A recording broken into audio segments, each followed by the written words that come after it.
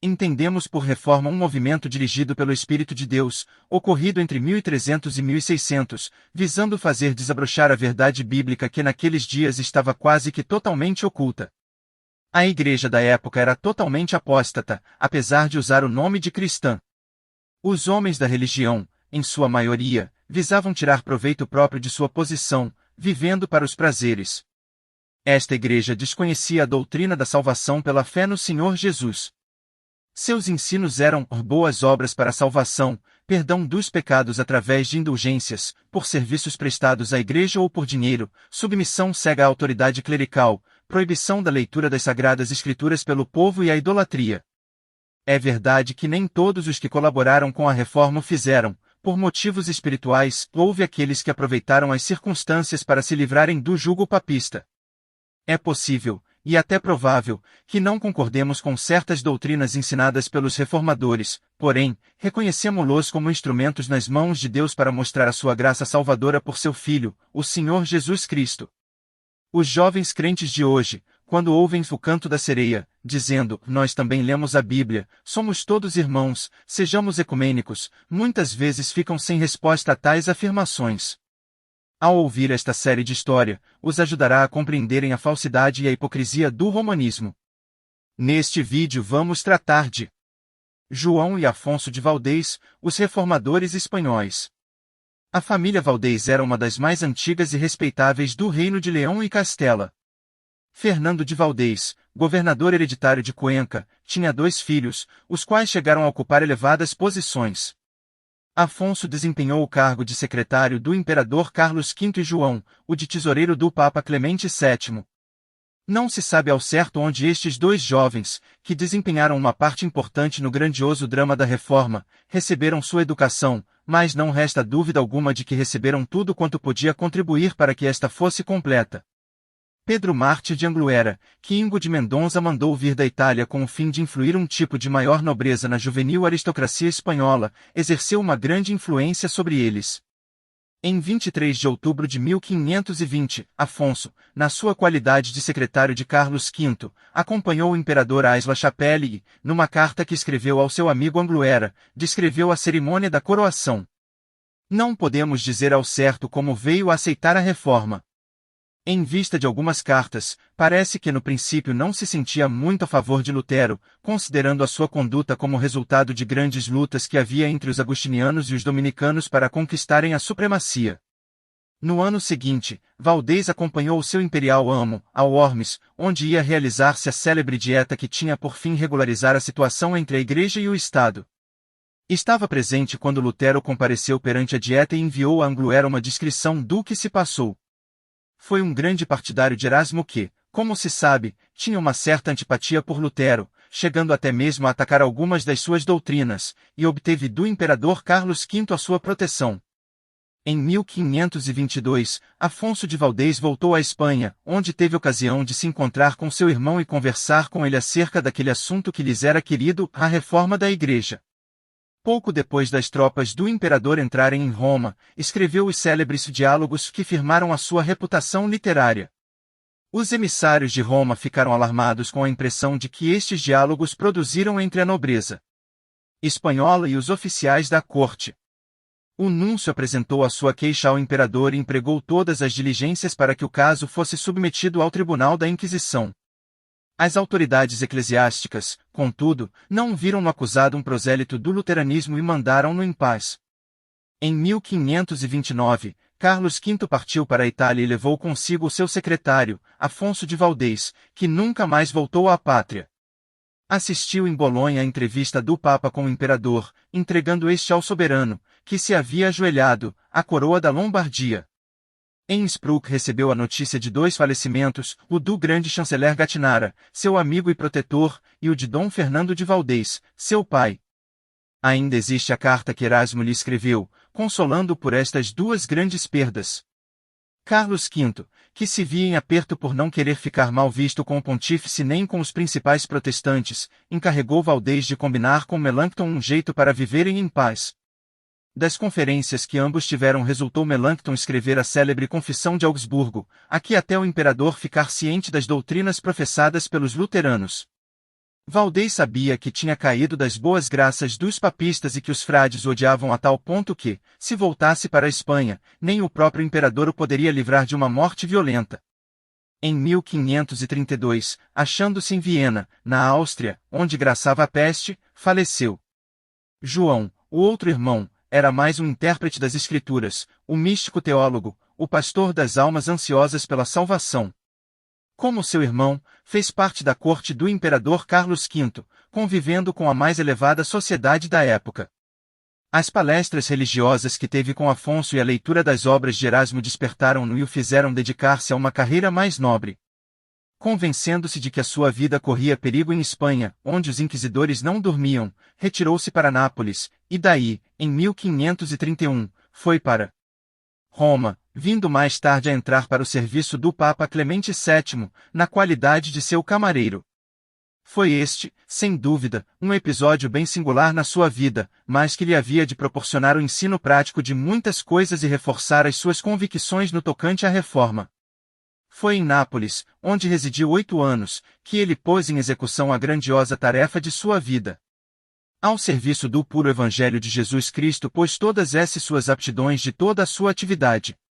Residia num suntuoso palácio, rodeado de jardins, e era ali que ele recebia os numerosos amigos que o procuravam, atraídos pela sua boa sociedade e pelas suas instruções religiosas. E foi desta singular maneira que um espanhol se tornou o principal promotor da reforma na Itália.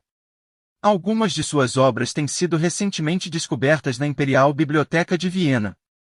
A pedido de Júlia de Gonza, dama de nobre nascimento de elevados dotes de coração, escreveu o alfabeto cristão, que sob a forma de diálogo expõe os elementos do cristianismo prático. Foi igualmente para benefício desta dama que escreveu os seus comentários a alguns livros da Escritura. Valdez era um grande hebraísta e traduziu os salmos para o espanhol, acompanhando-os de algumas notas elucidativas. A obra que se tornou mais conhecida foi 110 Considerações, excelente devocionário que devia ser lido por todo aquele cuja fé e caridade necessitam ser estimuladas.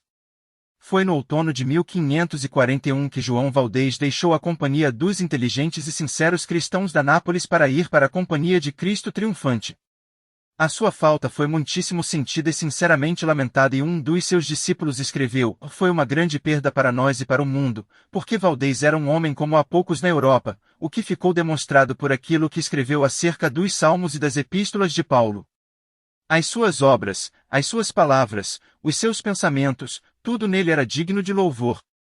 Depois de sua morte, levantou-se uma perseguição e os seus discípulos foram dispersos, alguns deles sofreram um martírio e outros foram viver em pontos distantes, espalhando profusamente a semente da verdade espiritual. Um escritor católico romano calcula que 3.000 pessoas, pelo menos, foram levadas a adotar as doutrinas da Reforma pela influência do evangelista castelhano. Os dois irmãos Valdez fornecem-nos um exemplo do poder da divina graça no coração e na vida dos verdadeiros cristãos. Foram rejeitados pelos seus compatriotas, mas Deus os aceitou. Os inimigos da verdade procuraram matá-los e destruir suas obras, mas a semente de Deus permaneceu, como sempre, incorruptível e imorredoura. Ao finalizar, vamos ver em que consiste este movimento chamado de Virmãos?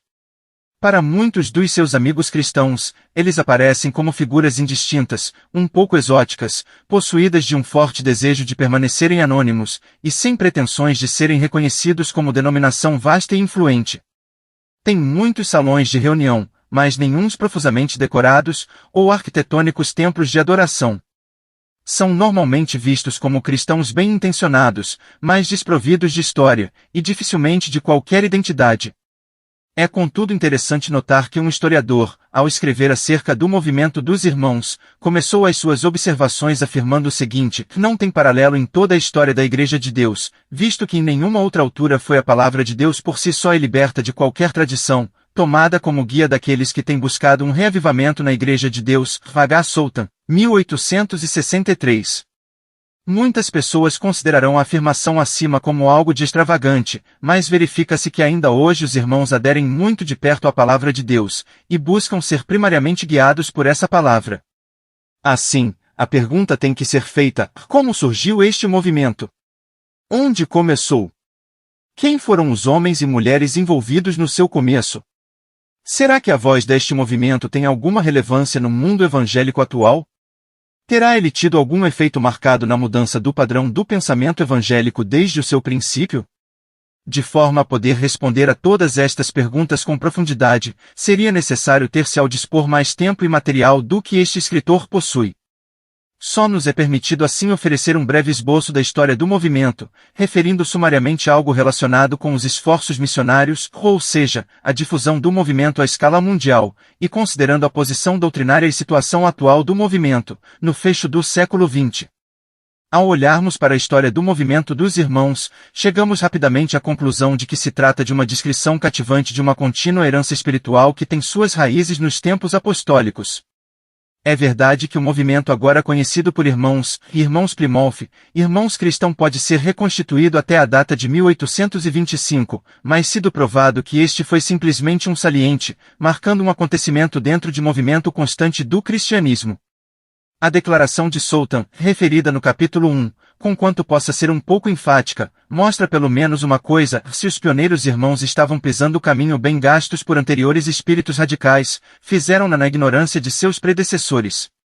O momento foi uma erupção espontânea de um continuado elemento no cristianismo, que ainda hoje é largamente ignorada pelos escritores de assuntos religiosos. Não se pode assim marcar uma data definida para o começo desta obra de Deus que conhecemos como movimento dos irmãos. Ao contrário disto, porém, parece que durante um determinado período de tempo certos homens piedosos reconheceram que nem tudo estava bem com a igreja estabelecida. Eles ansiavam por uma caminhada mais íntima com o Senhor, e um relacionamento mais simples e significativo com Ele. Na maior parte dos países da Europa Ocidental e na maioria dos grupos religiosos, o começo do século XVIII foi marcado como sendo uma altura de declínio da vitalidade. Nos países católico-romanos, Roma dominava e determinava os termos pelos quais pessoas se podiam aproximar do Senhor. Nos países protestantes estava-se na idade da razão, e todas as formas de fervor religioso eram consideradas perigosas e degradantes. Os pioneiros irmãos foram de muitas formas uma reação contra a atitude dominante e ditadora do catolicismo romano, e a inércia e superficialidade do protestantismo em geral. Não há nenhuma dúvida que eles estavam na vanguarda da reforma radical. O seu movimento, cristalizando à volta de líderes de personalidade e influência, focalizou algumas das tendências que tinham estado presentes em todos os desenvolvimentos desde Wycliffe, F.R. Coad. Ele juntou uma alta insistência na conduta santa, a um apelo direto às Escrituras, acima da cabeça de qualquer e toda autoridade existente, a rejeição de ditaduras ministeriais, o conceito da Igreja como comunhão e unidade de todos os crentes, e a libertação dos dons em todos os membros da congregação. Homens como Anthony Norris Groves, J. N. Darby, Lord Congleton, J. G. Bellet, Dr. Edward Cronin e outros, ficaram impressionados com a importância, bem como com a possibilidade de um retorno à palavra de Deus. Não apenas para assuntos relacionados com a salvação pessoal, mas também em assuntos de conduta e o testemunho das igrejas. Anthony Norris Groves. Em 1827, Anthony Norris Groves, um dentista de Plymouth, encontrava-se em Dublin, Irlanda, estudando no Colégio Trinity.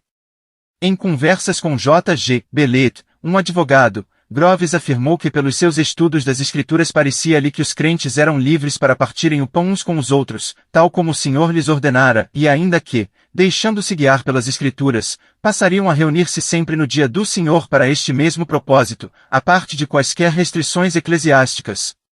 Até aquela altura, o dispensar da ceia do Senhor tinha estado nas mãos das autoridades eclesiásticas. Muito pouco tempo depois, um grupo reunia-se em Dublin com este propósito.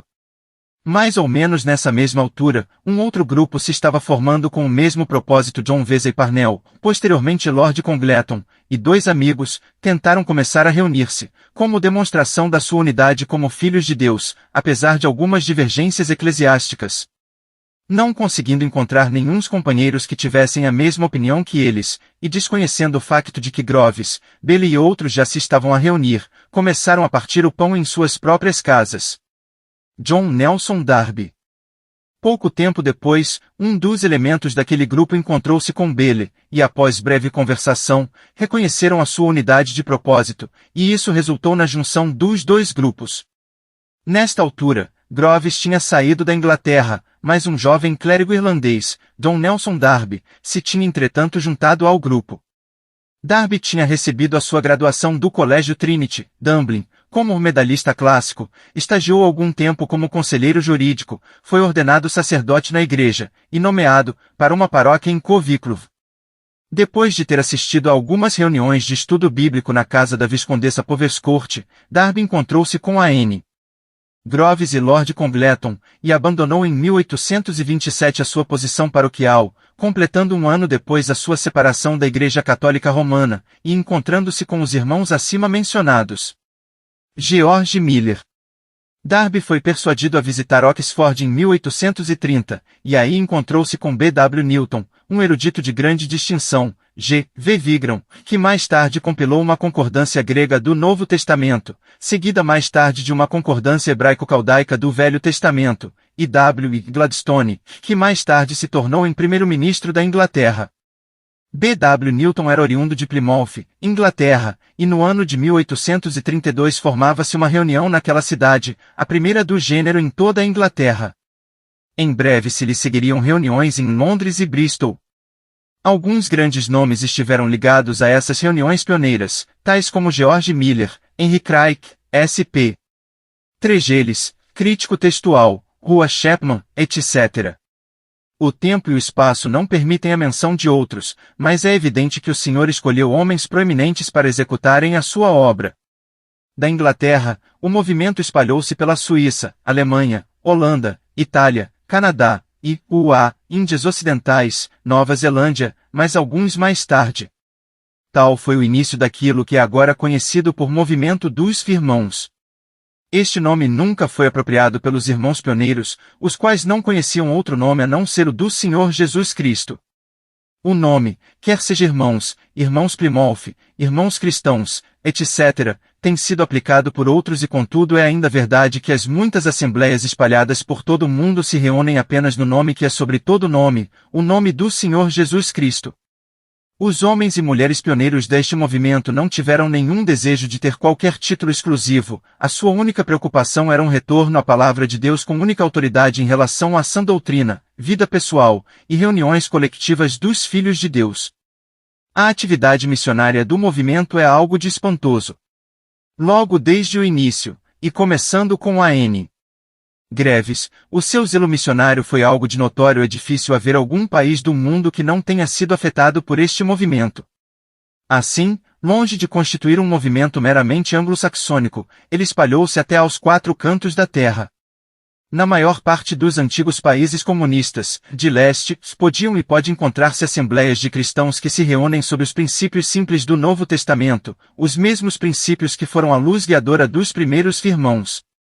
Deus, na sua grande graça, tomou e enviou das suas fileiras vastos números para testemunharem em terras estrangeiras. Em 1829, Anne Groves, dependendo apenas de Deus, foi até Bagdade, capital do Iraque, por meio de um pequeno iate, indo primeiro a S. Petersburgo, Leningrado, e depois através do sul da Rússia, em carroça, até Bagdade.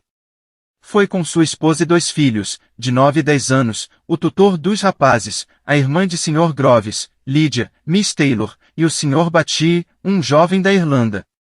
Depois de terríveis contratempos, começaram a trabalhar em uma região que estava sendo devassada pela praga bubônica.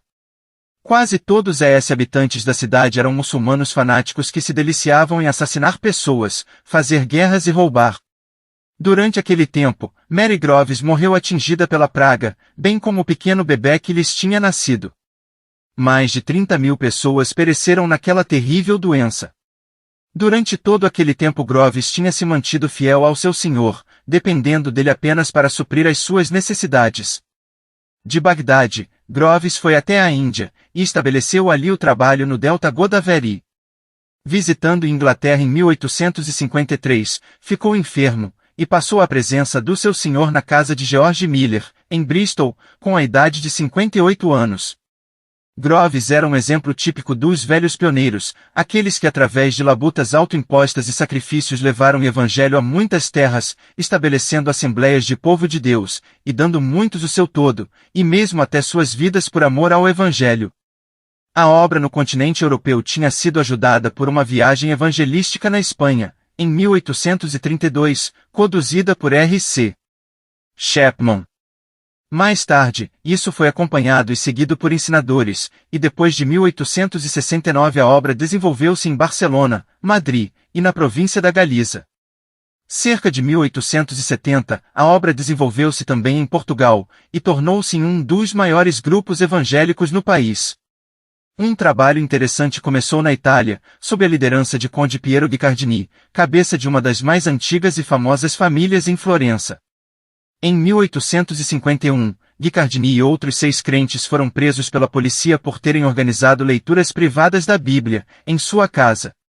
Foi condenado a 6 meses de prisão, e mais tarde exilado. Numerosas prisões de crentes se seguiram em Florença, por nenhuma outra razão a não ser a profissão da fé evangélica, e por organizarem leitura da Bíblia em seus lares. A Itália tem tido um forte trabalho indígena por mais de um século, o qual continua, apesar do que o inimigo possa fazer. Os esforços missionários continuaram a espalhar-se através de toda a Europa, América do Norte, do Sul, Canadá, Nova Zelândia, Austrália, África, Rússia, Índia e Ilhas das Caraíbas. A China, Japão e outros países do Extremo Oriente foram alcançados e grupos de assembleias foram formados em todos estes lugares. Muitas organizações missionárias bem conhecidas atualmente tiveram suas origens nos irmãos. Podiam-se mencionar muitos nomes ligados ao grande esforço de obedecer ao mandamento de Senhor, e de todo o mundo e pregai o Evangelho. Podemos pensar no Dr. Baedeker, que gastou tanto tempo na Rússia, Hudson Taylor na China, F.S. Arno na África, C. Bull no Tibete, ao lado dos que já foram mencionados, e muitos mais que deixaram suas casas e familiares, sacrificando-se, em simples obediência ao mandamento do Senhor. Tem sido afirmado que de todos os grupos evangélicos, nenhum providenciou tantos missionários para terras estrangeiras como o movimento conhecido por Firmãos. A nossa oração constante é para que os jovens de hoje possam receber essa mesma visão que receberam os primeiros irmãos, entregando-se totalmente ao Senhor, e estando dispostos a ir onde quer que Ele se envie. Os campos de hoje estão na verdade brancos para a ceifa, o mandamento de ir foi dado há quase 2000 anos atrás, e nunca foi rescindido. Há tantas portas abertas, tantas almas partindo para a eternidade sem Cristo, que desculpa teremos nós para apresentar ao Senhor por não termos saído para alcançar os perdidos? Jovem cristão, não esperes que os homens te enviem, olha somente para o Senhor, e confia nele completamente para a direção e para o suprimento de todas as tuas necessidades. Não compareças perante o tribunal de Cristo de mãos vazias. Nesta sessão, tentaremos contemplar brevemente a posição doutrinária do movimento dos irmãos, e considerar a posição corrente. Não tem faltado ao movimento seus críticos e detratores, mas poucas pessoas espirituais poderiam negar que não tenha sido uma tentativa honesta de retorno às Sagradas Escrituras, e que tenha em certa medida atuado como um sair da terra para pôr em xeque a apostasia da cristandade moderna. Os antigos crentes em Dublin e Plymouth voltaram ao Novo Testamento para sua direção. Eles não perguntaram, que diz Roma, ou, que pensavam os pais da igreja, mas sim, que diz Espírito Santo através da palavra. Aqui estava o princípio vivo, a base para cada reavivamento autêntico que tem tido lugar, um retorno à palavra de Deus. Havia uma simplicidade de coração quase que ingênua em resposta à leitura da Bíblia, e que conduzia a uma completa devoção a Cristo como cabeça da igreja. Isto conduziu em troca a um reconhecimento da unidade do corpo de Cristo, a presença do Espírito Santo, o sacerdócio de todos os crentes e as implicações da unidade cristã. Eles reconheceram que a igreja não é uma monarquia, tampouco uma democracia, mas sim uma teocracia. Ou seja, somente Cristo é o cabeça da igreja. A liberdade do Espírito não é a liberdade para que cada um faça o que lhe apetece, mas para que cada um seja guiado e controlado pelo Espírito Santo. Uma coisa que se verifica em assembleias modernas é a relutância em reconhecer a importância de uma obediência literal ao ensino das Santas Escrituras. Em alguns casos, o ensino e princípios da Bíblia têm sido suplantados pelos ensinos de homens, por vezes em busca de algo de novo e outras vezes por ser mais fácil seguir os homens, do que, em oração e devoção, seguir o ensino do Senhor, tal como está revelado em sua palavra. Nos dias antigos, o exame longo e cuidadoso das Escrituras constituía a regra na decisão da conduta, tanto dentro como fora das reuniões. Os antigos irmãos verificaram que o próprio Senhor coloca anciãos em cada igreja como guias e ensinadores. Isto não implica que os crentes devam eleger anciães de acordo com os seus próprios desejos, mas que devem sim esperar no Senhor que Ele levante aqueles que Ele qualifica para apacentarem o rebanho. Os santos irão reconhecer aqueles a quem o Espírito Santo tem chamado, e submeter-se a eles no Senhor.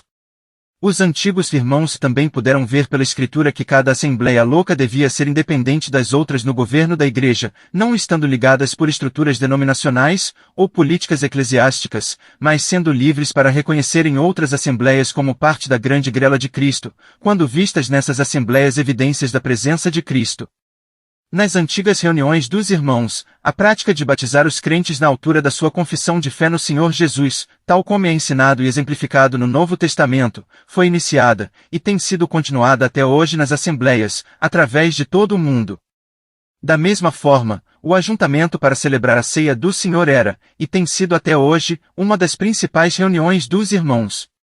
Em relação a isto, podemos acrescentar 2 comentários, ou melhor, 2 citações dos antigos irmãos. Primeiro, o Dr. Edward Cronin, convertido do catolicismo romano, que escreveu a um amigo: os abençoados períodos com a minha alma que conhecemos naquelas primeiras reuniões, quando deixando a mobília ao lado, e pondo a simples mesa com o seu vinho, nos encontrávamos para recordar e ser períodos de alegria para nunca mais esquecer, certamente que tínhamos e sorriso e aprovação do Mestre naquelas reuniões. Em segundo lugar, citamos George Miller, em relação à ceia do Senhor. Embora tenhamos um mandamento específico relacionado com a frequência da sua observância, o exemplo dos apóstolos e dos primeiros discípulos levar-nos apesar disso, a observar esta ordenança em cada dia do Senhor. Assim tem esta prática continuado até ao dia presente em todas as assembleias conhecidas por irmãos. O movimento conhecido como irmão surgiu porque a vida que existia na igreja parecia ser formal e sem vida. Quando raiou o século XVIII, raiou uma igreja adormecida, havia pouco ou nenhum entusiasmo em lado algum por uma caminhada íntima com o Senhor, a aderência à sua palavra tinha deixado de lado, e o racionalismo e ritualismo estavam tomando seu lugar. O movimento dos irmãos começou espontaneamente, como um movimento do Espírito Santo operando nos corações e mente dos homens. Ocorreram fraquezas, e ainda ocorrem hoje. Elas sempre ocorrerão enquanto os homens não seguirem pensar através das implicações totais de suas crenças, ou compreenderem o que é que estão realizando. Contudo, e apesar das fraquezas, Deus tem se dignado abençoar este movimento de uma forma notável, para a salvação de milhares de preciosas almas, e para o avanço de seu reino universal. Os irmãos primitivos não publicaram qualquer credo, ou declaração de fé, mas tal como tem sido diversas vezes dito neste esboço, eles dependiam unicamente da direção de Espírito Santo, através da Palavra de Deus. Há, contudo, 4 princípios básicos e duradouros que se têm caracterizado desde o princípio, e aqui, cito F.R. Coad. Ele apelida-os de 4 liberdades dos irmãos. A liberdade da Palavra de Deus no meu pensamento. A liberdade do Senhor Jesus Cristo no meu viver. A liberdade do Espírito Santo na minha adoração e serviço. A liberdade de todo o corpo de Cristo na minha comunhão.